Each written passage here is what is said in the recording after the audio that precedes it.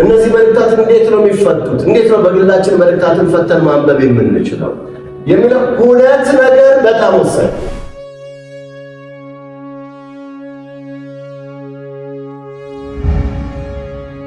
የወንድና ጉድ እኮ የወንድና የሴት ዝሙት አዳሪዎች አሉ።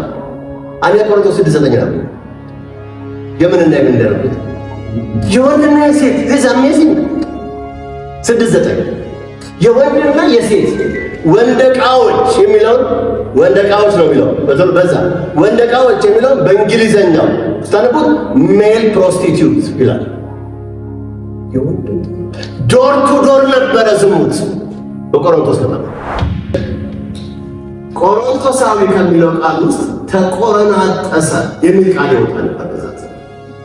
መቆረናጠስ ማለት ገለሙት ማለት የቆሮንቶስ ከተማ ቆሮንቶሳዊ ከሚለው ቃል ውስጥ ቆሮንቶስ እኮ ቆሮንቶስ እንቲ ነው አለ። እንቲ ታውቃላችሁ? እንቲ የሚባል ቃል አለ። ብዙዎች የሚሉት እንቲ ነው አለ። ቆሮንቶስ ደግሞ የጸጋ ስጦታ እንቲ ነው። አንድ ላይ ልክ ማገባና ቢገባ ቆው ነው የምትለው የእግዚአብሔር ጸጋ ይድረስ እዚህ ኃጢአት የሚባል እንዲህ አይነት ኃጢአት በዓለም እንኳን የለም የተባለው እዚህ ነው። ከእንዲህ አይነት ቸርች እግዚአብሔር አድናችሁ። እግዚአብሔር የሚሰራበት ከተማው ዝሙት አለ፣ ቸርቹ ዝሙት። ከተማ ውስጥ ልዩ ልዩ ነገር ቸርቹ ውስጥ አለ። ከተማ ውስጥ በአንድ ሰው አይ ቢሎንግ ቱ ሳሙዋን የሚል ነገር አለ። ቸርቹ ውስጥ አይ ቢሎንግ ቱ ፖል የሚል አለ። ስለዚህ መልእክቱ የተጻፈው በመቀስ ቆርጦ ለመለያየት ነው። ቸርችና ቤተ ክርስቲያኒቱ ምን ለማድረግ ነው? እኔና ደግሞ ጮክ ብዬ ለመለየት ነው። ለመለየት ቤተ ክርስቲያን ሁል ጊዜ ልዩ ናት። ቤተ ክርስቲያን ልዩ ናት። ቤተ ክርስቲያን ውስጥ ዓለም ከገባች አስቸጋሪ ነው።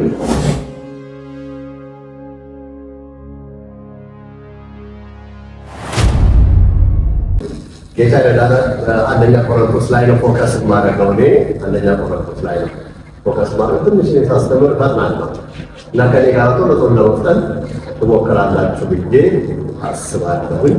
አንደኛ ቆሮንቶስን እግዚአብሔር እንደረዳለን ፒክቸር አደርጋለሁ አስባለሁ። ክብር ለእግዚአብሔር ነው። ጌታ ረዳና ይባረክ። ከአንደኛ ቆሮንቶስ ምዕራፍ 1 ከቁጥር 1 እስከ ቁጥር 9 ድረስ ያለውን እናነብና እንጸልያለን። አንደኛ ቆሮንቶስ ምዕራፍ 1 ከቁጥር 1 እስከ ቁጥር 9 ድረስ ያለውን የመግቢያ ሐሳብ እናነብና ከዛለችው አግኝታችኋል። ታቡ ለነርተና አግኝታችኋል እና ዝም አትበሉ እሺ። አሁን ይሄ የስብከት ስታይል አይደለም። ብላክቦርድ ቀርቧል። ኢንተራክቲቭ ነው ትምህርቱ። ጥያቄ ካላችሁ ማስቆም ትችላላችሁ። ይሄንን ሐሳብ ምንድነው ማለት ትችላላችሁ። ይቅርታ እየተወያየን እንደዛ እያደረግን ነው የምንሄደው ማለት ነው። ስለዚህ እንደዛ አስቧል። የቆሮንቶስ ምዕራፍ 1 ከቁጥር 1 እስከ ቁጥር 9 በጌታ በኢየሱስ ክርስቶስ ማለት በዋለው እኔ ባዲሱ መልእክት እግዚአብሔር ፈቃድ የክርስቶስ ኢየሱስ ሐዋርያ እንዲሆን ከተጠራው ከጳውሎስ ከወንድማችን ሶስቴኔስ በቆሮንቶስ ላለችው የእግዚአብሔር ቤተ ክርስቲያን በክርስቶስ ኢየሱስ ተቀድሰው የእነርሱና የእኛ ጌታ የሆነው የጌታችን የኢየሱስ ክርስቶስን ስም በየስፍራው ሆነው ከሚጠሩት ሁሉ ጋር ቅዱሳን ለመሆን ለተጠሩት 3 ከእግዚአብሔር ከአባታችን ከጌታ ከኢየሱስ ክርስቶስ ጸጋና ሰላም ለእናንተ ይሁን። ቁጥር 4 በክርስቶስ ኢየሱስ ስለሰጣችሁ ጸጋ ዘወትር ስለእናንተ እግዚአብሔር እናመሰግናለን። ምክንያቱም በማናቸው ነገር ይኸውም በንግግር ሁሉ በእውቀት ሁሉ በእሱ በልጽጋችኋል። ስለ ክርስቶስ የመሰከርንላችሁ በእናንተ ዘንድ ጸንቷል። ቁጥር 7 ስለዚህ ጌታችን ኢየሱስ ክርስቶስን መገለጥ በጉጉት በመጠባበቅ ላይ ሳላችሁ ማንኛውም መንፈሳዊ ስጦታ አይጎድልባችሁም። ቁጥር 8 በጌታችን በኢየሱስ ክርስቶስ ቀን ያለ ነቀፋ እንድትገኙ እርሱ እስከ መጨረሻው ድረስ አጽንቶ ይጠብቃቸዋል። ቁጥር 9 ወደ ልጁ ወደ ጌታችን ኢየሱስ ክርስቶስ ኅብረት የጠራችሁ እግዚአብሔር የታመነ አጭር ጸሎት እናድርግ። ኃያልና ዘላለማዊ አምላክ በጌታችን በኢየሱስ ክርስቶስ ውድ ስም አምልኮና ስግደት፣ ክብርና ምስጋና፣ ዝማሬና ታላቅነት ለታላቁ ስም ይሁን። በዚህ ምሽት ስለራራልን በክርስቶስ ኢየሱስ ከጨለማው ስልጣን ነፃ ስላወጣን የብርሃንን መንግሥት በክብር እንድንካፈል ምሕረትን ስላበዛህልን ክብር ለኃያሉ ስም ይሁን። ጊዜው በኢየሱስ ክርስቶስ ስም የተባረከ ይሁን። በወንድሞች በእህቶች በእኔም ላይ በአይምሮ በልባችን ላይ የኢየሱስ ክርስቶስ ደም የተረጨ ይሁን። ፍጹም በነፃነት በዚህ ቦታ መቀመጥ እንድንችል አይምሮና ልብ ሁሉ የተዘጋጀ ይሁን። እኔም ደግሞ ጤናማውን እውነት እግዚአብሔር ሆይ በእውነት ሳላፋልስ ትክክለኛውን ነገር በመንፈስ ቅዱስ በሆነ መነዳት የቃልህን አብረሆት ለሕዝብ ማካፈል እንድችል በኢየሱስ ስም እርዳን። ሕዝብህም ደግሞ እንዲሰማህ እንዲያስተውል እርዳ። ጊዜውን ተረከብ። በኢየሱስ ክርስቶስ ድንቅ ስም ቅድም እንደተነገረው ለ8 ሳምንት አብረን እንቆያለን። እዚህ ጌታ ቢፈቅድ 40 አርቦች ማለት ነው። ስለዚህ በእነዚህ 8 ሳምንቶች ውስጥ ብዙ ነገሮችን እናነሳለን ብዬ አስባለሁ። ትንሽ የመግቢያ ሀሳብ ውስጣችሁ መልእክታት በራሳቸው እውነተኛ ደብዳቤዎች ናቸው። ይሄን መልእክት ነው የምንፈታው። መልእክታት በራሳቸው እውነተኛ ደብዳቤዎች ናቸው። ኦኬዥናል ናቸው ወይም ደግሞ ወቅታዊያን ናቸው። ወቅታዊነታቸው ከጸሐፊዎቹ አኳያ ሳይሆን ከተደራሲያኑ አኳያ ወቅታዊነታቸው። ተደራሲያኑ ወይም ደግሞ ተቀባዮቹ የተለያየ ሁኔታ ውስጥ ስለሚሆኑ ላሉበት ሁኔታ ነው የተጻፈላቸው። ስለዚህ ከተቀባዮቹ አኳያ ኦኬዥናል ናቸው ወይም ወቅታዊያን ናቸው። ወቅታዊ ደብዳቤዎች የሚጻፉት ቢያንስ ለማረም ያስተምሮተ ዝንፈት ሲያጋጥም መመሪያ ለመስጠትና በጉዳዮች ላይ ግልጽነት ሲጎድል በዛ ጉዳይ የበለጠ ኤክስፕላኔሽን ለመስጠት ወይም ለማብራራት ይሆናል ማለት ነው። መልእክታት እንዴት ነው የሚተረጎሙት? በአዲስ ኪዳን ውስጥ ከአራቱ ወንጌላትና ከሐዋርያት ሥራ በስተቀር ሌሎቹ በሙሉ ምንድን ናቸው? መልእክታት ናቸው። በእርግጥ ዮሐንስ ራእይ ነው። እነዚህ መልእክታት እንዴት ነው የሚፈቱት? እንዴት ነው በግላችን መልእክታትን ፈተን ማንበብ የምንችለው የሚለው ሁለት ነገር በጣም ወሳኝ። ሁለት ነገር። የመጀመሪያው ነገር ታሪካዊ ዳራ የሚባለው ነገር ነው። ታሪካዊ ዳራ ቤተ ክርስቲያኖቹ የነበሩበትን ሁኔታ ፍንትው አድርጎ የሚያሳይ ቤተ ክርስቲያኖቹ የነበሩበትን። ምክንያቱም በእጃችን ያለው የቆሮንቶስ ደብዳቤ የአንድ ወገን ደብዳቤ ነው። ልክ ነው? እሺ፣ ልክ አይደለም? የአንድ ወገን ደብዳቤ ነው አይደል? የጸሐፊው ብቻ ነው እንጂ ሰዎቹ ምን እንደላኩለት፣ ምን እንደነገሩት፣ ምን እንደጠየቁት አናውቅም። እነዛን ነገሮች ለማወቅ ሂስቶሪካል ባክግራውንድ የሚባለው ወይም ታሪካዊ ዳራ የሚባለው ነገር ማወቅ መቻል አለብን። ይሄ አንዱ ጉዳይ ነው። ሁለተኛው ጉዳይ ስነ ጽሑፋዊ ዳራ የሚባለው ነው እና ማን ይታያችኋል? ነው በእንደው ዝም ብላችሁ በመንፈስ ሆናችሁ ልታዳምጡ ወደዚህ ሆኖ ባክ ስነ ጽሑፋዊ ዳራ ነው። ይሄ ሊትራሪ ኮንቴክስት የሚባለው ወይም ደግሞ ሊትራሪ ባክግራውንድ የሚባለው ስነ ጽሑፉን የተጻፈው ጽሑፍ በማንበብ የጸሐፊውን ሐሳብ ማወቅ። ያኛው ተደራሲ አሁን የኔ ተደራሲ ማለት ጌታ ይባርክ የኔ ተደራሲ ማለት እናንተ ናችሁ። ስለዚህ እናንተ ያላችሁበትን ሁኔታ ለማወቅ የእናንተን ባክግራውንድ ማጥናት ያስፈልጋል። የቆሮንቶስ ቸርች ምን ውስጥ ነበረች የሚለውን ብናውቀው ታሪካዊ ዳራ ወይም ሂስቶሪካል ባክግራውንድ ኮንቴክስቱ ስናጠና፣ ነገር ግን ስነ ጽሑፋዊ ዳራውን ስናጠና ሐዋርያው ቅዱስ ጳውሎስ ምንድን ነው መጻፍ የፈለገው የሚለውን ነገር እናገኛለን ማለት ነው። ግልጽ ነው። በጣም ግልጽ ነው። እሺ የሐዋርያው ቅዱስ ጳውሎስ መልእክቶች ዕብራውያንን የምንጨምር ከሆነ 14 ናቸው። አለበለዚያ 13 ናቸው። 13ቱ መጽሐፍቶች በአራት ይከፈላሉ። የሐዋርያው ቅዱስ ጳውሎስ መልእክቶች በአራት ይከፈላሉ። አንደኛው ቴዎሎጂካል ቡክስ የምንላቸው ናቸው፣ ወይም ስነ መለኮታዊ ይዘት ያላቸው ናቸው። ስነ መለኮታዊ ይዘት ለምሳሌ እንደ ሮሜ መጽሐፍ፣ እንደ ኤፌሶን መጽሐፍ፣ እንደ ቆላስያስ መጽሐፍ አይነቶች እነዚህ መለኮታዊ ምንነት ይዘት ያላቸው ናቸው። አንደኛው ይሄ ነው። ሁለተኛው ሚክስድ ቡክስ የሚባሉት ወይም ቅልቅል መጽሐፍት፣ ቅልቅል ሐሳብ ያላቸው ጉዳይ ያላቸው እንደማለት ነው። ሚክስድ ቡክ ነው የሚባሉት። እነዚህ እንደ ፊልጵስዩስ እንደዚህ እንደ ሁለተኛ ቆሮንቶስ ምናምን አይነት መልእክቶች እዛ ውስጥ ይገባሉ ማለት ነው። ሶስተኛዎቹ ለአገልግሎት መመሪያ የሚሆኑ መጽሐፍቶች የሚባሉት ናቸው። የአገልግሎት መመሪያ ናቸው፣ ወይም ደግሞ ፓስተራል ቡክስ የሚባሉት ናቸው። እንደ አንደኛ ጢሞቴዎስ፣ ሁለተኛ ጢሞቴዎስ፣ እንደ ቲቶ፣ እንደ ፊልሞና ያሉ መልእክቶች እነዚህ ነው። አራተኛዎቹ ኮሬክሽን ቡክ ወይም ደግሞ የርማት መጽሐፍት የሚባሉት ናቸው። ኮሬክሽን ቡክስ የሚባሉት የርማት መጽሐፍት ኮሬክሽን ቡክስ የሚባሉት እንግዲህ በእንግሊዝኛ በአማርኛ ብለው እንትን ነው ቀራ አይላችሁ ማለት እሺ፣ ቀራ ይላችኋል። ቶሎ ተናገሩ ዘርዘር አይላችሁ። እሺ ይላል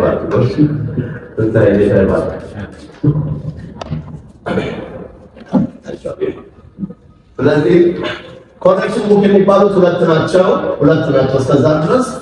አንደኛው የገላትያ መጽሐፍ ነው። የገላትያ መጽሐፍ ስነ መለኮታዊ ርማት ነው የተደረገበት፣ ወይም ደግሞ ዶክትሪኑ አስተምሮ ተዛንፎ ነበር። ፌክ ወንጌል፣ የሰው ሰራሽ ወንጌል ገብቶ ነበር። ስለዚህ ያንን ለማረም ነው ሐዋርያው ቅዱስ ጳውሎስ የገላትያን መጽሐፍ የጻፈው ማለት ነው። ሌላኛው አንደኛ ቆሮንቶስ ነው። አሁን የምናየው አንደኛ ቆሮንቶስ ኮንዳክት ባህሪያቸውን ሞራሊ እሱን ኮሬክት ለማድረግ ይጻፋል። ሞራሊ ወይም ባህሪያቸውን ወይም ልምምዶቻቸውን ለማረም የተጻፈ መጽሐፍ ነው ማለት ነው። እሺ፣ የቆሮንቶስ ከተማ እናስበው። ይሄ በጣም ይጠቅማቸዋል።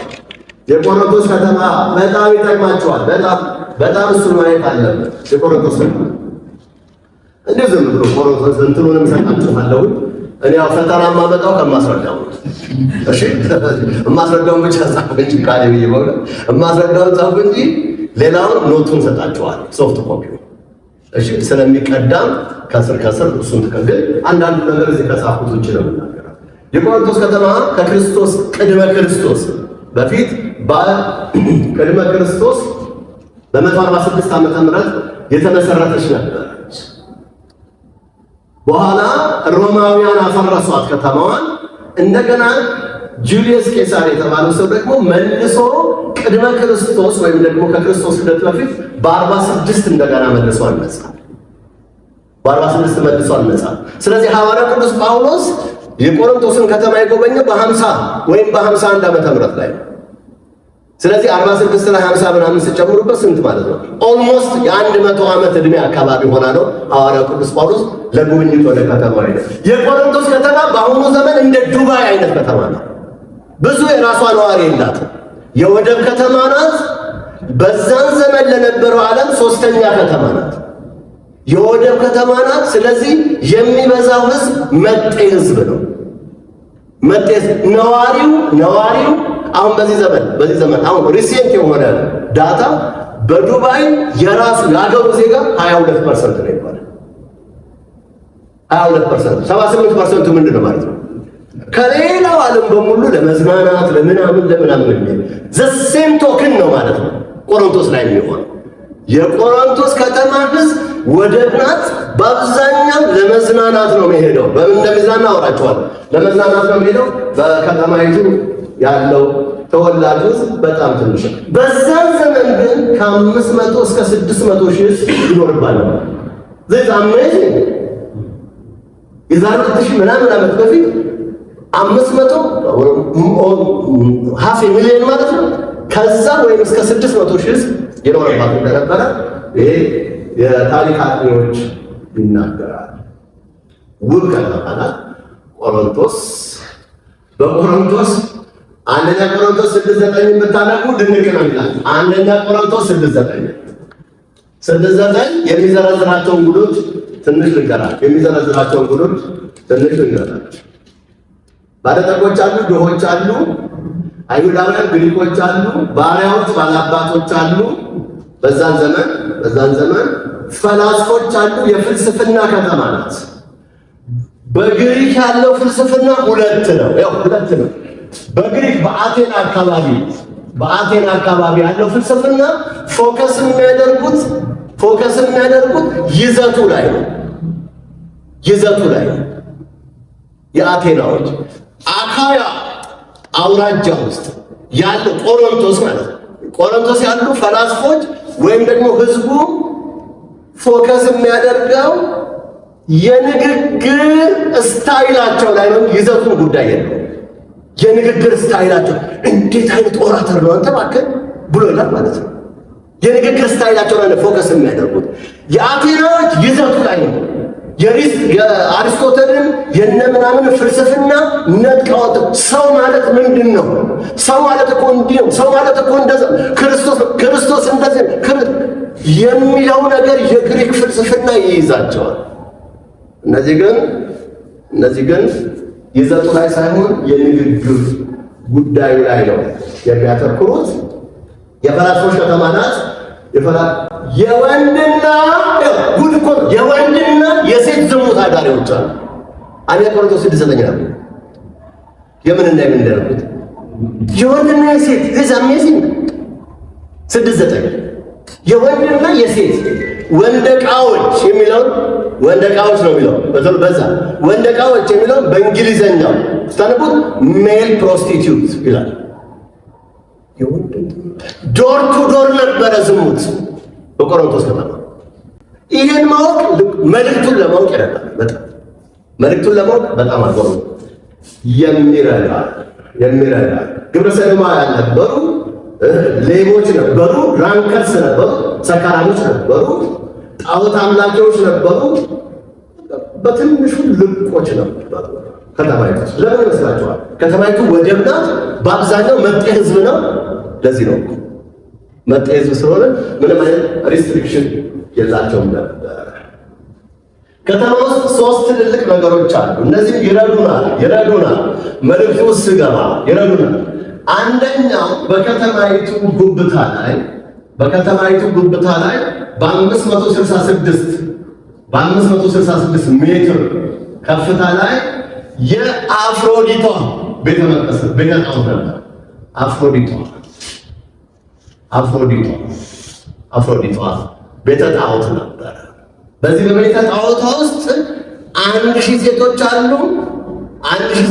የአፍሮዲቷ ደግሞ ምስል እዚህ አለ። በደንብ መልእክቱን ስናደርገው በደንብ ወደ ውስጥ ገብቼ ይሄን ነገር ደግሜ ያነሳዋለሁ። እንዲሁ ዝም ብሎ አሁን ሃይላይት ይመስላል። የአፍሮዲቷ ቤተ ጣዖት አለ። ከዛው ጋር ተያይዞ የአጎራ ማለት በግሪክ ገበያ ማለት ነው። ይሄ የግሪክ ቃል ነው።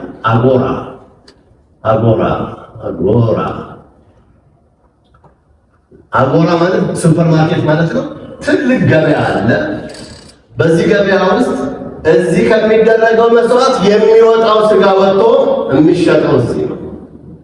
ጳውሎስ ከጣዖት ቤት የወጣውን ስጋ ከገበያ ገዝተን እንብላን ያለች። ከከተማይቱ ጫፍ ላይ ቤማ የሚባል ሌላ አለ። አፍሮዲቷ ይሄ አጎራ እዚህ ጋር ቤማ ውስጥ 3 ነገር ነው ያለው። ኖርማል ማርኬት አለ፣ ገበያ አለ። ሁለተኛ ፊሎዞፈርስ ኮርነር የሚባል አለ። ይሄም ይጠቅመናል። እኔ ፊሎዞፈርስ ከሆንኩኝ ኮርነር አለኝ። ስለዚህ ወደዛ ገበያ የሚመጣ ሰው በሙሉ የደረጀን ፊሎዞፊ ነው የምሰማው ነኝ ሲል አማን ደግሞ ዞር ብሎ የስንቴን ነው የምሰማው ነኝ ብሎ እዛ ጋር ይሄዳል። እሱ የስንቴ ግሩፕ ነው። የኔ ግሩፕ ደግሞ ማን ነው? ሉሌ ነበር አይደለም። የኔ ግሩፕ ደግሞ ሉሌ ነው። እዛ ደግሞ የካለም ግሩፕ አለ። ፊሎዞፈሮቹ ኮርነር ይዘው ፊሎዞፊያቸውን ያጠጣሉ። ፊሎዞፊ ማለት ፊሎ የሚለው ቃል ፍቅር፣ ሶፊያ የሚለው ቃል ዊዝደም። ስለዚህ ምንን መውደድ? ጥበብን መውደድ ማለት። ስለዚህ እዚህ ጋር ቆመ ያ ስፒሪት ነው ቸርች ውስጥ የገባ አይ ቢሎንግ ቱ ፖል ያለው እኔ ጳውሎስ ነኝ። አልተረዷቸውም ማለት ነው ጳውሎስ። ስለዚህ ቤማ ላይ የተበታተነ ኮርነር ላይ የሆነ ፊሎዞፈሮችን ያገኛል። አንድ ሁለተኛ፣ ቤማ ላይ ኮርቶች አሉ፣ ፍርድ ቤቶች አሉ። ሰው ምን የሚሆንባቸው የሚዳኝባቸው። ወንድምህን ወስደህ እዛ የምትከሰው የተባለው ማለት ነው። በቤተ ክርስቲያን ሽማግሌ የሚሆን እንደው አንድ ሚጢጢ ጴንጤ ጠፍቶ ነው የተባለው ማለት ነው። ቤማ ኮርት፣ ሁለተኛው ኮርት አለ። ሶስተኛ ኖርማል ገበያ አለ ማለት ነው። እነዚህ ሶስት ነገሮች አሉ። እነዚህ መልእክቱ ውስጥ እናገኛቸዋለን። ኖስቲዝምን እናገኛለን። የሰው ማንነት እናጠናለን። ከዚህ ውስጥ ሰው መንፈስ ነው፣ ሰው ስጋ ነው፣ ሰው ነፍስ ነው የሚለው ወስነን በይነን እንወጣለን ማለት ነው። ምን እንደሆነ አሸቃላችሁ ማለት ነው። የሆነ ካላወቁ ያውቃሉ ማለት ነው። እሺ ቆሮንቶሳዊ ከሚለው ቃል ውስጥ ተቆረናጠሰ የሚል ቃል ይወጣል። በዛት መቆረናጠስ ማለት ገለሙት ማለት የቆሮንቶስ ከተማ ቆሮንቶሳዊ ከሚለው ቃል ውስጥ እኔ ያልኩትን ለመርገም ተቸገረ። ተቆረናጠሰ የሚል ቃል ይወጣል ማለት ቆሮንቶሳዊ ነው እከሌ ከተባለ ምናዊ ነው ማለት ነው። ዘማዊ ነው፣ ጋለሞታ ነው። እና ከተማዋ ስሟ ራሱ በዚህ ያደፈ። እሺ ስለ ከተማው ይበቃል። የቆሮንቶስ ቤተክርስቲያን የተመሰረተው በሐዋርያው ቅዱስ ጳውሎስ ነው። ሐዋርያት ሥራ ምዕራፍ 18 ከቁጥር 1 እስከ 18 ማንበብ ይችላል። በሐዋርያው ቅዱስ ጳውሎስ ነው የተመሰረተው። ሐዋርያት ሥራ ምዕራፍ 18 ከቁጥር 1 እስከ 18 መጽፉ ሰዎች ማለት ይሄንን እንትን ቅጂ ድንገት ካላገኛችሁ መቅዳት ትችላላችሁ። ማፈልጉትን ነገር ከዛ ውስጥ ማውጣት ትችላላችሁ። ሐዋርያው ቅዱስ ጳውሎስ ቤተክርስቲያኒቱን ለመስራት 1 ዓመት ከ6 ወር ነው የተቀመጠው። ወይም ደግሞ ስንት ማለት ነው?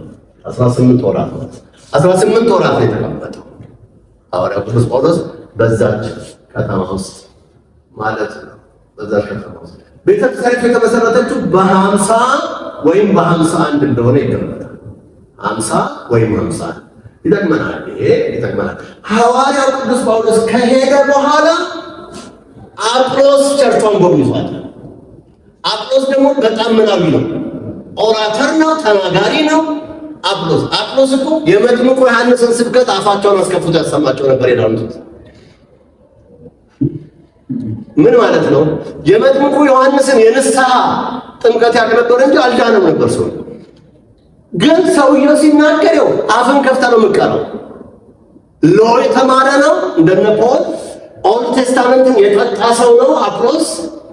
ከዛ አቂላና ፕሪስቅላ አዩትና ይሄን ሰው ቆይ ብለው ወስደው ኢየሱስን አበሩለት።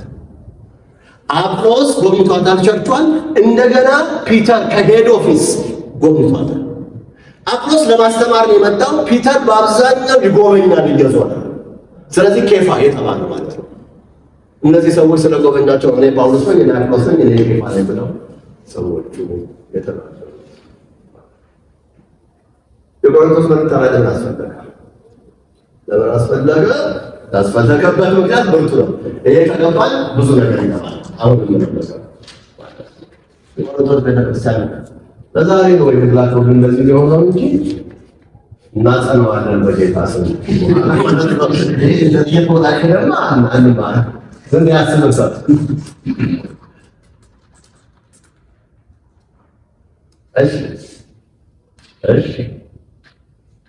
እሺ ከተማይቱ ውስጥ ምን አለ ብያቸዋለሁ? ገበያ አለ።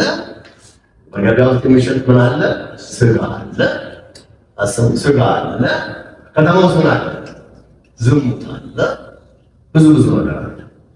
ከተማይቱ ውስጥ ያለው ነገርና ቸርቿ ውስጥ ያለው ነገር ኮመን ሼር የሚያደርጉት ነገር አለ። ከተማ ውስጥ ዝሙት አለ፣ ቸርቹ ውስጥ ዝሙት።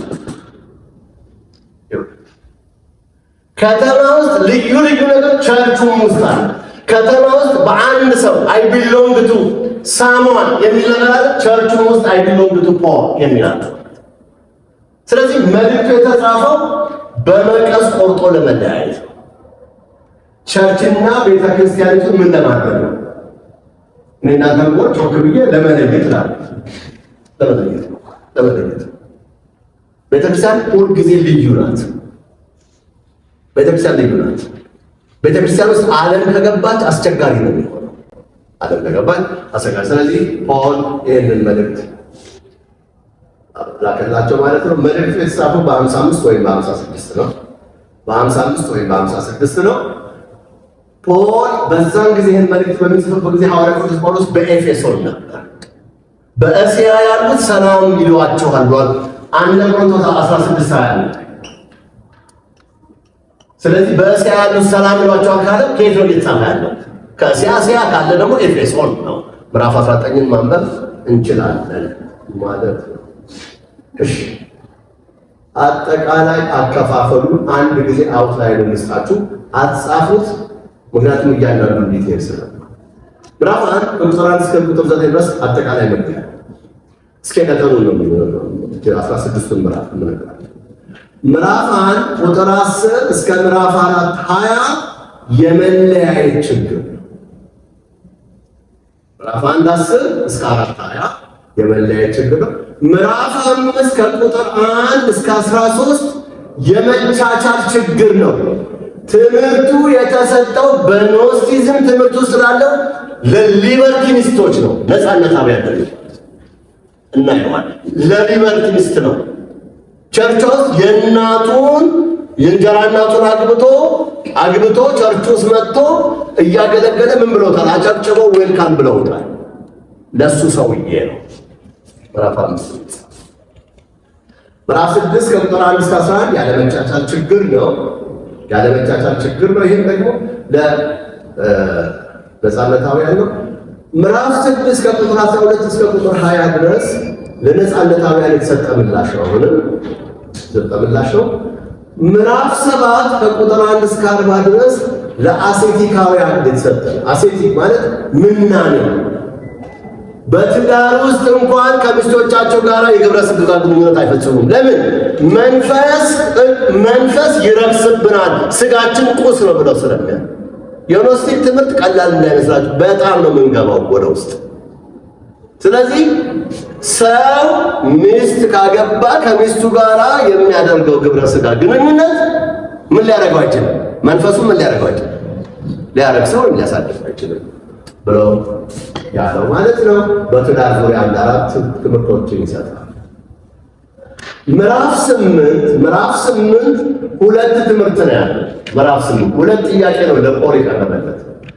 ጥያቄ 1 ፖል ከዛ ከቤተ ጣዖቱ የወጣውን ስጋ ብንበላ ምን አለ ገዝተን ከአጎራ ገበያ የሚል አንዱ ለሱ ምላሽ ይሰጣል ፖል። ሁለተኛው ጥያቄ ፖል አፍሮዲቷ ቤተ ጣዖት ብንሄድ ምን አለ ለምን ሲላቸው ሁሉ ነገር ምን ሆኖልናል? ተፈቅዷል ብለህ ነግረኸን የለም? አዎ ተፈቅዷል ሁሉ ነገር።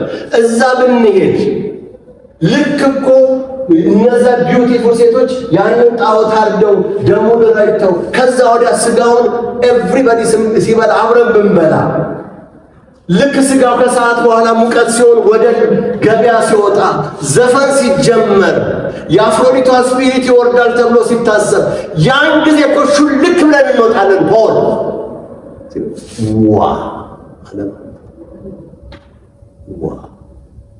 እዛ ብትሄዱ በአንድ ጊዜ የጌታን ጽዋና የአጋንንትን ጽዋ ልጠጡ አትችሉ።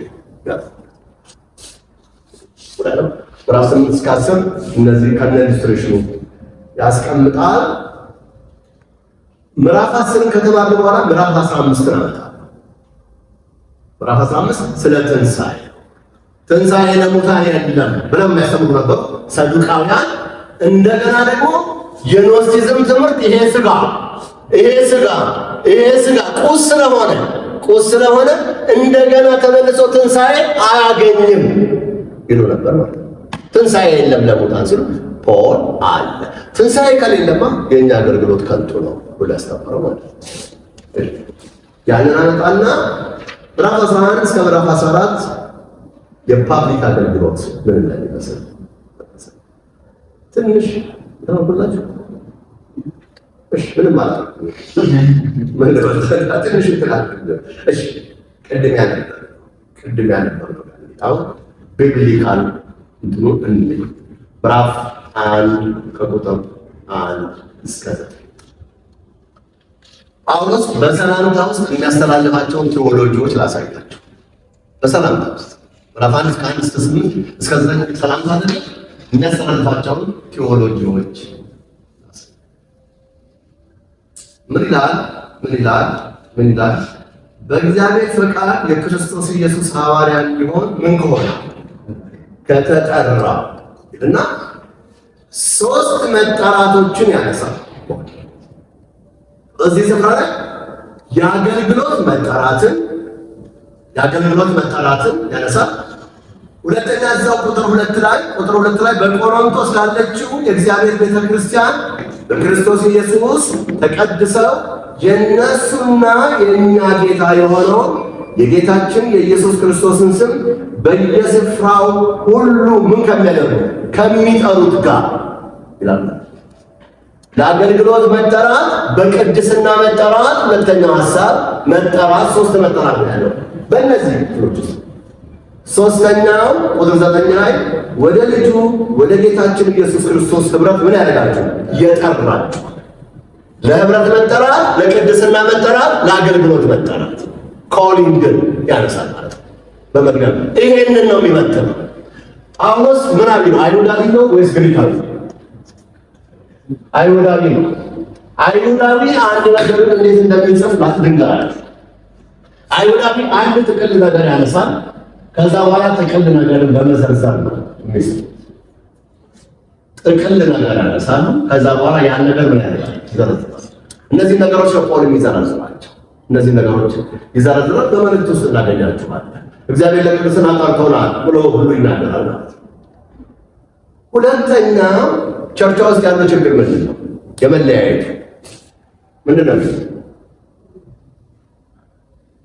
ጠላታችሁ ክቡ ይበል። ምንድን ነው የሚሉት? እኔ አጵሎስ ነኝ፣ እኔስ እሺ፣ እኔስ ለማን ይቀራል? ጳውሎስ፣ አጵሎስ፣ ኬፋና ክርስቶስ ለሚሉት ሰዎች ቤተክርስቲያኒቱ ከውጭ ስትታይ አንድ ትመስላለች። ነገር ግን 4 ቦታ ተሻሽላል። ከዛ የጳውሎስ ግሩፖች ይነሳሉ። ሆፕፉሊ ጳውሎስ ያጠመቃቸው ሰዎች ምናምኖች ናቸው። እነዛ ሰዎች በኋላ እናየዋለን እንትን የሚሉት። አጵሎስ ደግሞ መጥቶ ነበረ። ጳውሎስ በአንድ ጥቅስ ያደረጋቸው። አጵሎስ መጣና አጵሎስ ምን አደረገ ነው የሚለው? ውሃ ምን አደረገ ነው የሚለው? አልጠጣ። ውሃ መጥቶ ታውቃለህ? አታውቅም? ታውቃለህ? አትከብቷል። ታውቃላችሁ? ይኸውላችሁ ጳውሎስ አንድ ጥቅስ ይናገራል፣ ይሰብራል፣ ከዛ ነፃ ያወጣቸዋል። ምክንያቱም የሐዋርያ አገልግሎት ነው። ከዛ ቸርች ፕላንት ያደርጋል። መጣላችኋ አጵሎስ አጠጣቸው ወደው እስከሚጠሉ ብልሽ ዳለ። ከዛ ይሄኛው ሰውዬ ውሃ ያጠጣሉ። በአንድ ጊዜ ተገለበጡና እኛ ይማናል። ፖል በመግቢያው ላይ 2 ነገር ይናገራል። በመግቢያው ስለ ቤተክርስቲያን ቁጥር 2 ተባካችሁ አብረና በቆሮንቶስ አግኝታችኋል። ቁጥር 2 አረጋግጣችሁ።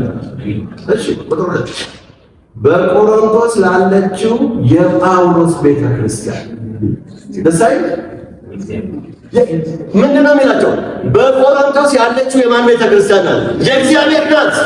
የኔ አይደለችም። የአጵሎስ የኬፋ የእግዚአብሔር ቤተክርስቲያን ናት። ቆሮንቶስ ላይ ያለችው ቸርች ቢሎንግስ ቱ ክራይስት። ቤተክርስቲያን ማን ናት? የክርስቶስ ናት ነው። የመጀመሪያ። ሁለተኛ ቤተ ክርስቲያን ዩኒቨርሳል ናት ይላል። አሁን በመግቢያው ይሄን ቴዎሎጂ ሲያስተምር አይገርማችሁ? ቤተ ክርስቲያን ዩኒቨርሳል ናት። ምዕራፍ ነው ቁጥር 2 ምዕራፍ በቆሮንቶስ ላለችው የእግዚአብሔር ቤተ ክርስቲያን በክርስቶስ ኢየሱስ ተቀድሰው የእነርሱና የእኛ ጌታ የሆነውን የጌታችን የኢየሱስ ክርስቶስን ስም የት በየስፍራው ሁሉ ከተማይቱ ምን ከተማ ናት ብያለሁ።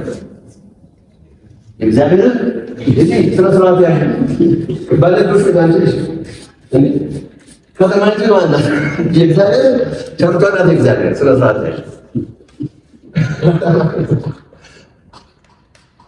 ያው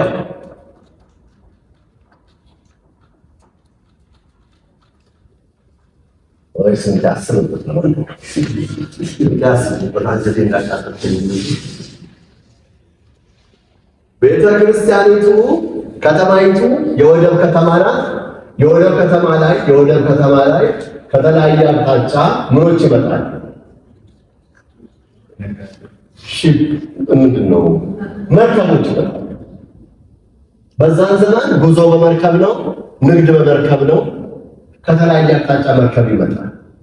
አንድ መርከብ መጥቶ ዕቃውን እስከሚያራግፍ ዕቃውን ካራገፈ በኋላ ደግሞ ዕቃውን ካራገፈ በኋላ የአየሩ ሁኔታ እስከሚስተካከልለት ድረስ አትሊስት ከ6 ወር እስከ 1 ዓመት ይቀመጣል እዛ ወደብ ላይ። ከተለያየ ሀገር ነው ሰዎች ምን የሚያደርጉት ይመጡ እኮ እግዚአብሔር ስራ ይገርማል። ይመጡና ክራይስትን ያገኛሉ። ከዛ በኋላ ተመልሰው ምን ያደርጋሉ? ይሄዳሉ። ወደ ጣሊያን ይሄዳሉ፣ ወደ እስያ ይሄዳሉ፣ ወዴት ይሄዳሉ? ማንን ይዘው? ስለዚህ ፖል ምን አለ? በየስፍራው የጌታን ስም ምን ከሚያደርጉት ጋር ከሚጠሩት ጋር። ቤተክርስቲያን ዩኒቨርሳል ናት፣ ሎካል ናት። ዩኒቨርሳል ቸርቿን ነው ፖል የሚናገረው ማለት ነው። ስለዚህ ቤተክርስቲያን የእግዚአብሔር ናት። በቆሮንቶስ ያለችው የጳውሎስም ያፖስቶል አይደለችም። እንደገና የከሌ ቸርች ባለን ተማሪዎች እሺ በሩ ደስ ካላችሁ ባንተ ነው ትጥሯል ባንተ የከሌ ቸርች ያለ ነው ዝም ብለን እንትን ባለ ቸርች ከሆነች እግዚአብሔር ቸርች ከሆነች እሺ ይሄን ያሳያቸዋል። ቤተክርስቲያን ያሳያቸዋል። ከዛ በኋላ ቸርቿ ውስጥ አሁን ስንት ፓርቲ አለ? 4 ፓርቲ አለ አይደል? ስለዚህ ምን መሰላችሁ? የእነርሱም የእኛም የሆነውን ጌታ ስንት ጌታ? አንድ ጌታ ከሚጠሩት ጋር አይገርም? የጳውሎስ ጌታ ሌላ፣ የአጵሎስ ጌታ ሌላ ይላችሁ። የእነርሱና የእኛ የሆነውን ጌታ ከሚጠሩት ጋር ይላል።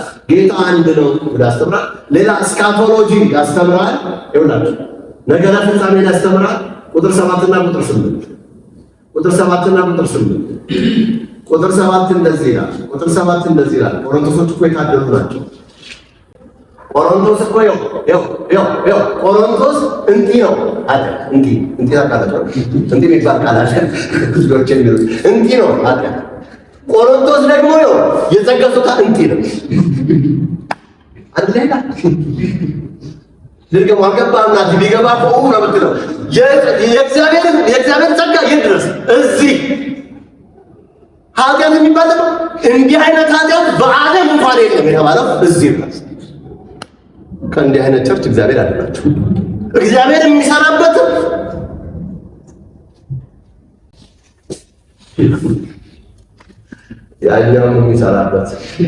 ያኛው የሚሰራበት ማለት ነው። ሁልጊዜ ስለ ሳምሶን ሳስብ ስለ ሳምሶን ጠጅ ብታቀርቡለት አይፈተንም። ምን ብታቀርቡለት አንበሳ ቤት አጣዋለም። ሳምሶን ሴት ካየ አይችልም። ሳምሶን ሴት ካየ አይችልም። this is his problem። በጣም ይገርማል። ሴት ካየ እዚህ ሳምሶን በመጠጥ ተፈተነ የሚካጃቱ አጣለ መጥፊያው ቢሆነው እሱ። ይሄ ደግሞ አይደለም የሚያሳዝነኝ የሳምሶን ሳምሶን ሁልጊዜ ጌታ ከልቤ ነው የምላቸው። ሁልጊዜ የሚያሳዝነኝ ሳምሶን ቀን ፍልስጤማውያንን ሲቀጠቅጥ ያድራል፣ ማታ ከእነሱ ሴት ጋር ነው የሚያደርገው። ሲቀጠቅጥ እንዳልብኝ ያሳዝናል። በመንፈሱ እዛ ያገለግላል፣ በስጋው እነሱ ያገለግላቸው። በጣም እኮ ወገኖቼ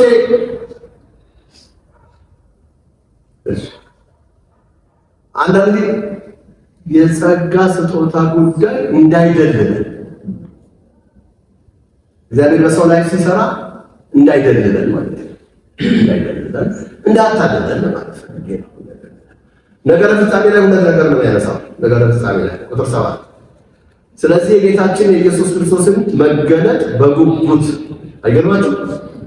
የጌታችን የኢየሱስ ክርስቶስን ምን ማለት መገለጥ በጉጉት ስንጠባበቅ አንድስ የጸጋ ስጦታ ምን አይሆንብንም? አይጎልብንም።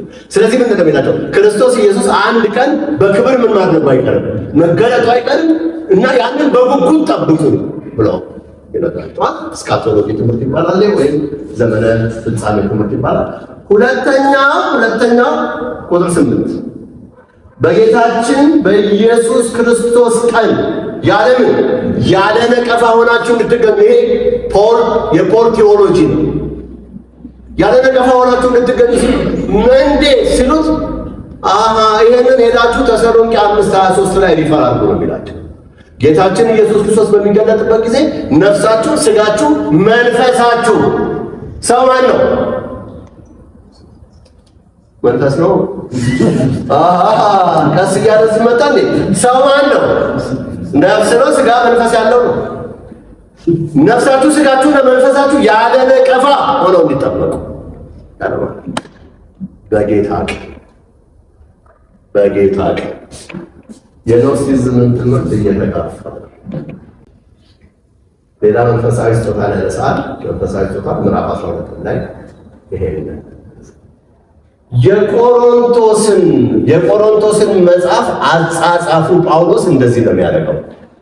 የችግሩን ምንነት ያሳያል። ያንን ችግር ከማን እንዳወቀ ይነግራቸዋል። ከዛ በኋላ ለችግሩ ቴዎሎጂካል ኤክስፕላኔሽን ይሰጣል። ስነ መለኮታዊ ትንተና ይሰጣል። ከዛ በኋላ ትግበራ ይጠይቃል። እንደዚህ ነው በቃ ቆሮንቶስን ስታጠኑ እያንዳንዱ ነገር ጳውሎስ ይሄንን ከየት ነው የሰማው? ምንድን ነው ችግሩ? ቀጥሎ ከየት ነው የሰማው ማለት ነው ታላለባችሁ። ለምሳሌ በእናንተ መካከል መለያየት እንዳለ አውቃለሁ። ከየት ሰማ? በቃ ወደ ቤተሰቦች ነገር። ስለዚህ ሰው የሆነ ነገር ሰምቶ ትምህርት ማዘጋጀት ይችላል ማለት ነው። እሺ የሆነ ነገር ሰምቶ ትምህርት ማዘጋጀት ይችላል። አዜ ፓስተር you have to do that። እንደ ፓስተር አንድ ነገር ቸርች ውስጥ ከሰማችሁ በዛ አቅጣጫ መጸለይ፣ እንደገና ደግሞ ትምህርቶችን ማዘጋጀት ያጣጣፍቱ እንደዚህ ነው። የጳውሎስ እዚህ ላይ ታገኙታላችሁ። እንትኑ ዲቴይሉ ትምህርት አንድ 8 ነጥቦች ብሎ የለጠፉላችሁ። ትምህርት አንድ መለያየት፣ በቤተ ክርስቲያን ውስጥ ያለ መለያየት ከምዕራፍ 1 ቁጥር 10 እስከ ምዕራፍ 4 ቁጥር 20 ይሄ ትምህርት ነው። ምዕራፍ 1 ቁጥር 10 እስከ ምዕራፍ 4 ቁጥር 20 ድረስ ነው የሚሄደው። ሁለት ጉዳዮች ነው የሚናገረው። ለምእመኑ ወይም ለቤተ ክርስቲያኒቱ ይጽፋል።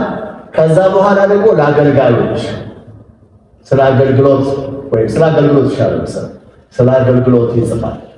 እነዚህ ነገሮች ታጣጣ አርቄ ለማሳየት እሞክራለሁ። የችግሩ ወይም የመለያየቱ መነሻ ምንድን ነው? በቤማ ባለው የፈላስፎች የፊሎዞፈሮቹ ኮርነር ላይ ቅድም እንደነገርኳችሁ አንድ ሰው እዚህ ጋር ይቆማል፣ ሌላ ሰው እዛ ጋር ይቆማል፣ ሌላ ሰው እዛ ጋር ይቆማል፣ ሌላ ሰው እዛ ጋር ይቆማል። ሁሉም የየራሱን ፊሎሶፊ ይናገራል። ስለዚህ ምንድን ነው የሚያደርጉት ሰዎቹ? እዛ የሚመጣው ህዝብ የግሪክ ሰው በአብዛኛው ምን ከማድረግ ፍልስፍና ከመስማት ውጭ ስራ የለውም ይላል ሐዋርያት ሥራ ምዕራፍ 17። ስለዚህ ሰው ፍልስፍና በጣም ይሰማል። የግሪክ ህዝብ ፈላስፋ ነው። ግሪክ ቋንቋዋን፣ ፊሎሶፊዋን እና ባህሏን ነው በዓለም ዙሪያ ያስፋፋቸው። ባህሏን ያስፋፋቸው። ስለዚህ እዛ ቆሞ ይናገራል፣ እዛ ቆሞ ይናገራል፣ እዚህ ቆሞ ይናገራል። ምን ያደርጋል? ሰው አብሮ ወደ ቤማ ይመጣና ቻው በቃ አቤኑ ቻው ይላል። ምን ነው ስትለው አይ የኔ ፊሎሶፈር ደረጀ ነው ይላል። ከዛ ደረጀ ጋር ይላል ከሱ በቃ ሲጠጣ ይውላል። ያኛው ከዛ ይሄዳል፣ ወደ ቤታቸው ይመለሳል።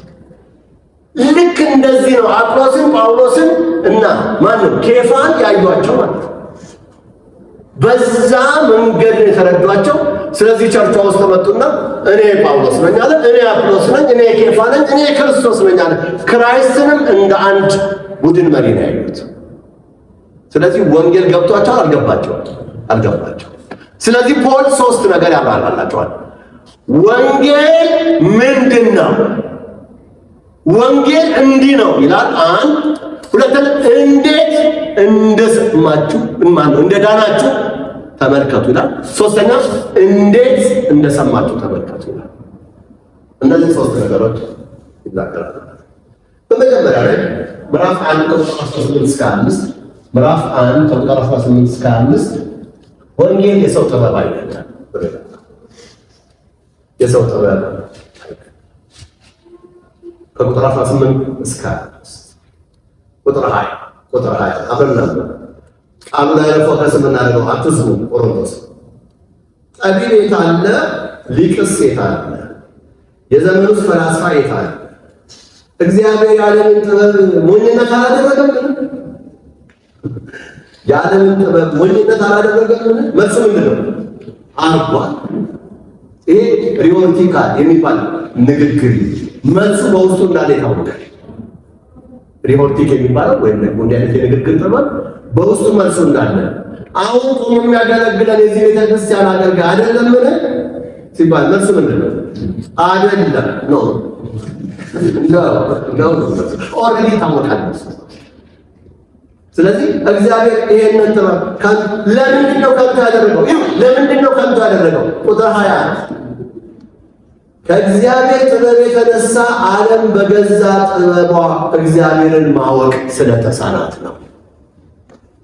እግዚአብሔር የዓለምን ጥበብ ኢንትሮዲውስ ያላደረገው በዓለም ጥበብ ሰዎችን ሊያድናቸው ያልፈለገው ወይም ያልወደደው ለምንድን ነው? ዓለም በጥበቧ እግዚአብሔር ምን አላደረገችም? አላወቀችም። እዛ ያለው ጥበብ ለድነት ዋስትና የለውም፣ ኮንትሪቢዩት አያደርግም ነው የፖላር ጉዳት የለውም ብሎ ይናገራል ማለት ቁጥር 21 እግዚአብሔር ያለምን ጥበብ ጥሎታል። ቁጥር 22 አይሁድ ምን ይፈልጋል? ምልክት። ለምንድን ነው ምልክት የሚፈልጉት አይሁድ? ማንም መልስልኝ። ይሸልመዋል። እሺ አይሁድ ከግብፅ በምን ወጣ? በምልክት። መንገድ ላይ በምን ተራመደ? በምልክት። ስለዚህ አይሁዳዊ ከተባለ ክራይስትን ምንድን ነው? እስቲ ታምር ስራ ምልክት አድርግና እንመንበት ወጣ። አይሁዳውያን ምልክት ነው፣ ግሪክስ ነው የሚፈልገው ብያቸዋል። ፊሎሶፊ፣ ጥበብ። ስለዚህ ምንድን ነው የሚላቸው? ወይኔ ይህንንም ማንበብ አለብን። ቁጥር 22 ጀምሮ እና ቁጥር 22 ጀምሮ ባካችሁ። መቼም አይሁድ ታምራዊ ምልክትን ይፈልጋሉ፣ የግሪክ ሰዎች ጥበብን ይሻሉ። እኛ ግን ምን የተሰቀለው ክርስቶስን እንሰብካለን፣ እንመለስበታለን። ይህም ለአይሁድ ምንድን ነው? መሰናክል፣ በስመ አብ፣ ለአሕዛብ ደግሞ ሞኝነት ነው። ቁጥር 20 እግዚአብሔር ለጠራቸው ግን አይሁድም የሆኑ ግሪኮች ክርስቶስ የእግዚአብሔር ኃይል፣ የእግዚአብሔር ጥበብ። አይገርማችሁም? ክርስቶስ የእግዚአብሔር ኃይል ነው። አዘሴምተኛ እግዚአብሔር ምንድን ነው? የምትፈልጉት ኃይልና ታምር አይደለም፣ ክርስቶስ ውስጥ ነው ያለው። የምትፈልጉት ጥበብ አይደለም፣ የእግዚአብሔር ጥበብ ክርስቶስ ነው። እግዚአብሔር ያለንን ጥበብ ወረወረና ክርስቶስን ጥበበኛ አድርጎ አመጣ። ያ ጥበብ ምንድን ነው? ሰው በመስቀል ላይ ዕዳው እንደተከፈለ የሚናገር ጥበብ ማለት ነው። ግሪኮች ክርስቶስ ኢየሱስ መስቀል ላይ ሞቶልሃል ብላችሁ ስትሏቸው ሆዳቸውን ይዘው ነው የሚስቁት። እንዴት አንድ አይሁዳዊ ደካማ ሰው ተቀጥቅጦ ራሱን ማዳን ያልቻለ እዛ ሞቶ እኔ ያድነኛል ትላለህ ነው የሚሉት። ልክ ነው። እግዚአብሔር የዓለምን ጥበብ አይደለም የፈለገው። እግዚአብሔር የዓለምን ጥበብ ለማሳፈርህ እግዚአብሔር የዓለምን ደካማ ነገር መረጠ። በዛ ድነት መጣ። የእግዚአብሔር ጥበብ ማን ነው? ክርስቶስ ነው። የእግዚአብሔር ኃይል ማን ነው? ለዚህ ነው በሥጋ ሞተ በመንፈስ ሕያው ሆነ።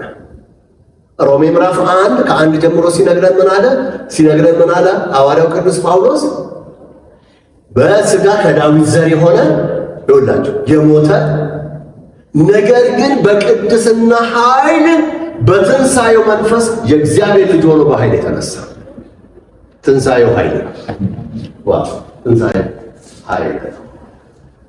ስለዚህ ወንጌል የሰው ጥበብ አይደለም። የተሰቀለውን ክርስቶስን የማይሰብክ ወንጌል አይደለም። በደንብ የተሰቀለውን ክርስቶስን የማይሰብክ ወንጌል አይደለም። አንድ ቦታ ሄጄ ወንጌል ሰማሁ የምለው እኔ የተሰቀለው ክርስቶስ ከተሰበከ፣ ክርስቶስ ካልተሰበከ ወንጌል አይደለም፣ ፌክ ወንጌል ነው ያው። ስለዚህ እዛ ላይ ባካችሁ ጊዜያችሁና እድሜያችሁን አጨርሱ ወንድሞች እና እህቶች። ክርስቶስን ካልሰበከ ምን ያደርግልኛል? አንዳንዱ እኮ ኢንተርቴይንመንት ነው፣ አንዳንዱ ፕሮግራም አይደል? እሺ በጣም ጨዋዎች አይደል? ያሉት ነው ያለው። ምን እናቀርብልኛል? እግዚአብሔር ነው ያለው። ፌክ ወንጌል ነው ፌክ ወንጌል ነው ያለው። ብዙ ቦታ መገለጥ ተብሎ የሚነገረው ነገር በቃ በጣም ወገኖች የሜታፊዚክስ ፕሪንሲፕልን አንብቡ። ሰው የነ አሪስቶተል ፕሪንሲፕል ነው። በኋላ በኖስቲክ ትምህርት የመጣ ነው። ሰው መንፈሱ ቅዱስ ነው፣ ትራንሲደንስ ነው፣ ምጡቅ ነው፣ ስጋው ቁስ ነው። ስለዚህ ሰው ከዚህ ስጋ ወጥቶ ሊኖር ይችላል ምናምን የሚሉትን የእኛ ሐሰተኛ ነቢያት ቀመሩና ምን አሉ? አሁን ቤትሽ እየሄድኩ ነው፣ 4ኛው ደረጃ ላይ ደርሻለሁ፣ ፍቀጂልኝ ልግባ። እኛ አፋችንን ከፍተን የምናየው ማለት ነው እየተንቀጠቀጠ።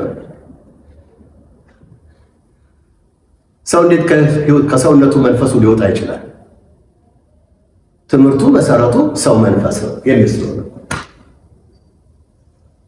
ፍጥጥ ያለ ነው ትምህርቱ ማለት ነው። አቤት ምዕራፍ 5 ምዕራፍ 6 ስንደርስማ ይሄን እንደ ጉድ ነው የምንማረው። የዛን ቀን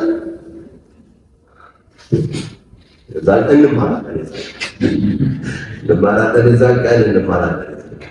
ይህችን ነገር ልናገርና ልቀንስ የዛሬ ክላስ ልቀንስ። ጥያቄ ካላችሁ አዘጋጁ። እስከዛ ስነሳ የተነሳሁት መልእክታት እንዴት ይተረጎማል? ምን ብለው መልእክት